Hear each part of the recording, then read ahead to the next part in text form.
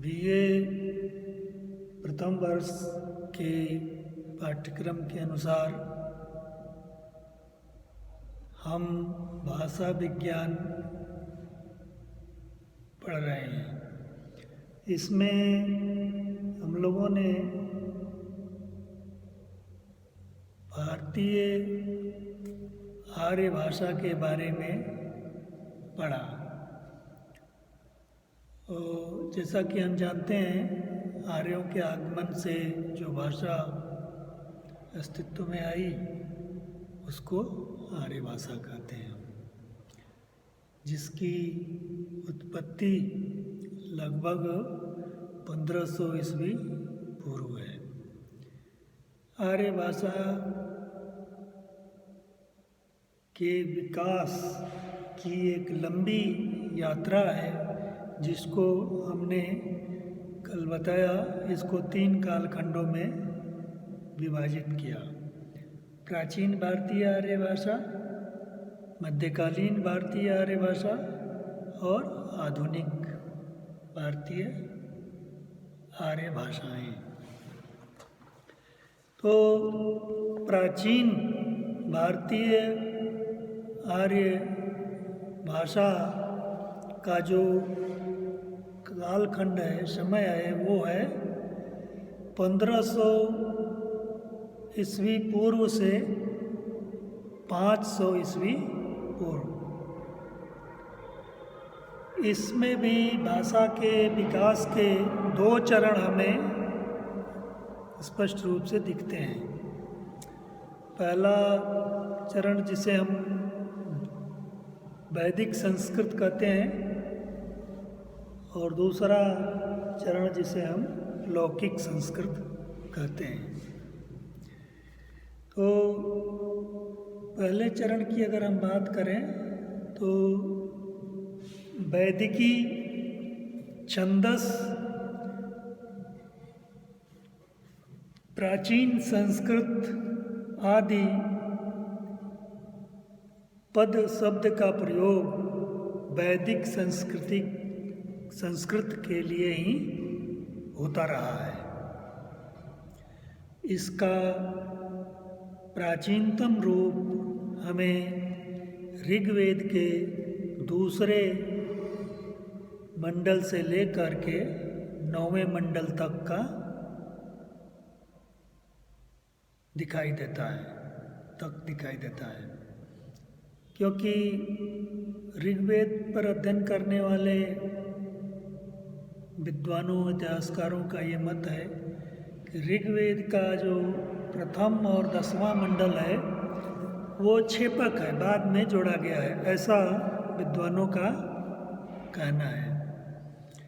तो इसलिए अगर हम दूसरे से 9वें मंडल तक की जो भाषा विज्ञान, भाषा की दृष्टि से जिनमें एक रूपता है, इस समय की जो रचना छंदबद्ध रचनाएं हैं, उसको हम वैदिक संस्कृत कहते हैं। ऋग्वेद के उपरांत यजुर्वेद, सामवेद, अथर्ववेद, फिर ऐत्रेय ब्राह्मण, शतपथ ब्राह्मण, गोपथ ब्राह्मण, तांडय ब्राह्मण आदि ब्राह्मण ग्रंथों के साथ ही इसके अंतिम रूप आरण्यकों, फिर वैदिक संस्कृत के आखिरी स्तर पर जो उपनिषद लिखे गए, ईश, केन, कठ, तैत्तिरीय, छांदोग्य आदि उपनिषदों में कुछ एक अपवाद को छोड़ करके वैदिक भाषा का क्रमशः विकसित रूप प्रयोग हुआ है। विकास क्रम के साधारण अंतरों के बावजूद इस कालखंड में यानी 1500 से 1000 ईस्वी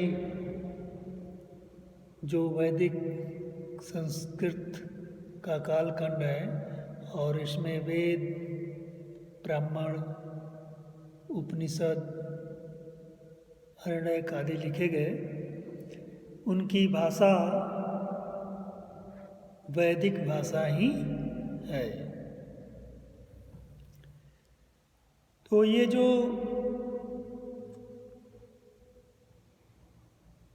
ऋग्वेद तथा उसी के नाना प्रकार के भाष्य और कालांतर में जो साहित्य लिखे गए, ऋग्वेद को ही आधार बना करके ब्राह्मण ग्रंथ लिखे गए, शतपथ ब्राह्मण, गोपद आदि आदि। तो जो ब्राह्मण ग्रंथ लिखे गए वो ऋग्वेद को ही आधार बनाकर लिखे गए। पुनः उपनिषद लिखे गए, आरण्यक लिखे गए,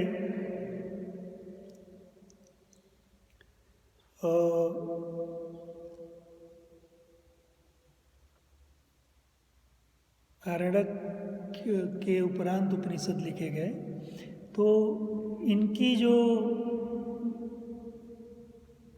भाषा है वो भी वैदिक संस्कृत ही है। और बढ़ते क्रम में, या यूँ कहें कि साहित्य की जो ये रचनाएं हैं, जैसे जैसे समय बढ़ता गया, इसमें भाषा में मामूली अंतर आता गया। और 1000 ईस्वी के उपरांत कुछ अधिक अंतर दिखाई दिए, जो स्थानीय बोलियों के शब्दों के आगमन से हुआ, और अन्य भाषाओं को, जैसे तमिल भाषा के बाद में आप पढ़ेंगे तो वहाँ बताया जाएगा कि तमिल भाषा से किस तरह से ट वर्ग का आगमन हुआ उत्तर वैदिक साहित्य में, जिसे हम लौकिक साहित्य कहते हैं। वैदिक साहित्य में 3 वचनों, एक वचन, द्विवचन, बहुवचन का प्रचलन था। साथ ही 3 लिंगों, स्त्रीलिंग, पुल्लिंग और नपुंसक लिंग का प्रचलन था। इसमें संबोधन तथा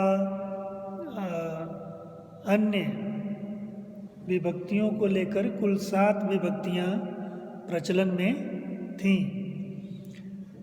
और एक ही अर्थ से अधिक धातु के शब्द रूप प्रचलित मिलते हैं।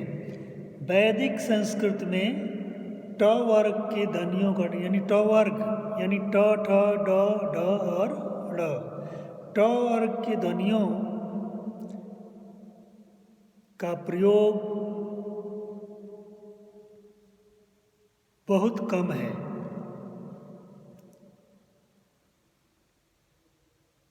और परवर्ती यानी बाद के जो वैदिक साहित्य हैं उसमें इनका प्रयोग बढ़ गया। वाक्य में शब्द का स्थान निश्चित नहीं था। यह साथ ही उपसर्ग और क्रिया साथ साथ आए, यह भी कोई जरूरी नहीं था। ये वाक्य कहीं भी प्रयुक्त हो सकते हैं। तो आगे चल कर के वैदिक संस्कृत में उपसर्ग का प्रयोग क्रिया के ठीक पहले देखने को मिलता है। इस प्रकार प्राचीन भारतीय आर्य भाषा का जो समय है 1500 ईस्वी से 500 ईस्वी पूर्व, उसका पहला चरण वैदिक संस्कृत, जिसे हम वैदिकी छंदस या प्राचीन संस्कृत कहते हैं, उसका जो साहित्य है वो ऋग्वेद, यजुर्वेद, सामवेद और अथर्ववेद के साथ जो है आता है। इसमें इसके उपरांत ऋग्वेदों को आधार बनाकर जो रचनाएं लिखी गई उसमें ऐत्रेय, शतपथ, गोपद, तांडव, ब्राह्मण ग्रंथ लिखे गए। पुनः उसके ब्राह्मण ग्रंथ के उपरांत अरण्य ग्रंथ लिखे गए और इसके अंतिम स्तर पर उपनिषदों की रचना हुई।